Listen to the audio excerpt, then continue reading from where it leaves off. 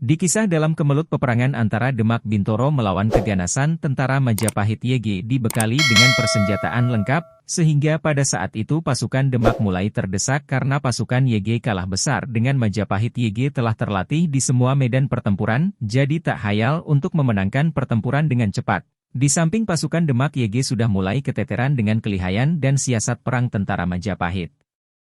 Dalam aksi tersebut diceritakan bahwa Sunan Gunung Jati YG juga memimpin pasukan YG di bawahnya. Pada saat genting-gentingnya Allah menunjukkan kekuasaannya, pada saat itu Allah berikan ilham terhadap Sunan Gunung Jati untuk mengeluarkan sorbannya yang kemudian dikibaskan kepada musuh. YG terus merangsak masuk. Ketika beberapa menit kemudian muncullah tikus YG entah dari mana asal dengan jumlah YG tak terhitung jumlahnya, menyerang dan menggigit dengan kesaktian seekor tikus YG kebal atas semua.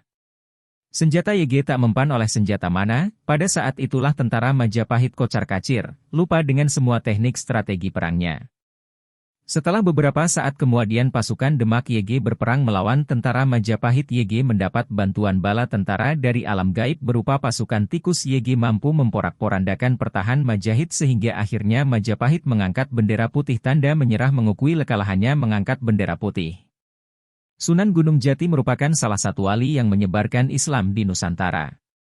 Syarif Hidayatullah merupakan nama asli dari Sunan Gunung Jati. Ada sebuah kisah mengenai karomah dari Sunan Gunung Jati. Bahkan, putri dari Kaisar Tiongkok, Tan Hong Tinio menjadi bukti dari keistimewaannya tersebut dan membuatnya jatuh cinta kepada Sunan Gunung Jati. Hasilnya, dia berlayar ke Cirebon setelah jatuh cinta kepada Sunan Gunung Jati. Kisah cinta Ratu Laras Sumanding Nyi Ong Tin kepada Sunan Gunung Jati itu berawal saat Sunan Gunung Jati menyebarkan agama Islam pada 1540. Selain menyiarkan Islam, Sunan Gunung Jati juga membuka pengobatan sehingga konon banyak rakyat Cina yang sakit disembuhkannya. Sunan Gunung Jati itu pun semakin terkenal hingga Kaisar Honggi dari dinasti Ming merasa terganggu karena orang asing lebih pandai dari rakyatnya. Lalu sang kaisar mengundangnya ke istana. Maka dipanggil Sunan Gunung Jati menghadap untuk diuji kemampuannya. Kaisar meminta agar putrinya Ong Tin seolah-olah hamil dengan meletakkan bokor kuningan di perutnya hingga mirip orang yang sedang mengandung. Kemudian dia duduk berdampingan dengan saudarinya yang memang sedang hamil 3 bulan. Sunan Gunung Jati yang juga bernama Syarif Hidayatullah itu diminta menebak mana yang benar-benar hamil. Lalu Syarif menunjuk Ong Tin, sang kaisar tertawa karena menganggap tebakan itu keliru. Merasa berhasil membuktikan bahwa Sunan tidak sepandai seperti yang dikatakan orang, lalu mengusirnya pulang ke tanah Jawa. Namun kemudian ternyata diketahui bahwa Ong Tin memang hamil.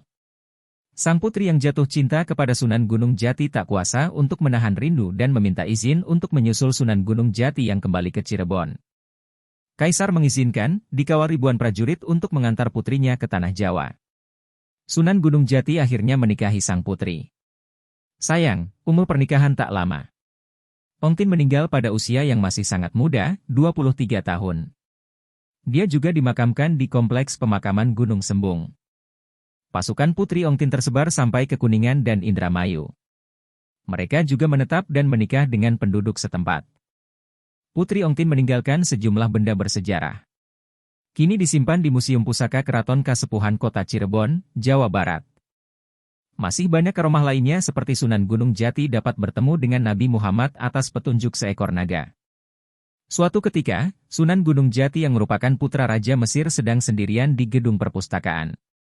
Sunan Gunung Jati sedang fokus membaca kitab usul kalam dengan serius hingga bisa menangkap isinya dengan baik. Setelah membacanya, Sunan Gunung Jati termotivasi ingin berguru kepada Nabi Muhammad walaupun sejatinya, beliau sudah paham bahwa Rasulullah sudah lama wafat. Namun, kenyataan tersebut tidak membuat Sunan Gunung Jati membatalkan tekad dan niatnya yang begitu kuat. Lantas, Sunan Gunung Jati menemui ibunya untuk meminta izin berguru dan mencari Nabi Muhammad. Ibunya menegaskan kepada Sunan Gunung Jati bahwa Nabi Muhammad telah wafat. Ia menasihati Syekh Syarif Hidayatullah untuk mencari ulama lain yang disukai dan tidak perlu mencari guru yang telah lama tiada. Akan tetapi, Sunan Gunung Jati tetap memaksa dan pamit untuk berangkat pada tanggal 5 Jumadil awal tahun 1466. Sang ibu pun tidak bisa mencegahnya, hanya bisa menangis dan pasrah karena ditinggal putra kesayangannya. Suatu malam, sang ibu bermimpi bertemu suaminya. Lalu suaminya berkata agar ia ikhlas serta percaya kepada Allah Subhanahu wa Ta'ala. Dalam mimpi itu, sang suami juga berkata agar berdoa kepada Allah Subhanahu wa Ta'ala dan semoga keputusan Syarif Hidayatullah menuntunnya menjadi pribadi yang lebih baik. Selepas bangun dari mimpi, sang ibu kemudian langsung bertaubat, berdoa, dan memuji kebesaran Allah Subhanahu wa Ta'ala. Di tengah perjalanan tepatnya di sebuah hutan, Sunan Gunung Jati bertemu dengan seekor naga yang besar dan menghadang perjalanannya. Sang naga bertanya, "Siapa kamu dan mau kemana?" Sunan Gunung Jati menjawab bahwa ia adalah putra Raja Mesir yang sedang menempuh perjalanan untuk mencari dan berguru kepada Nabi Muhammad.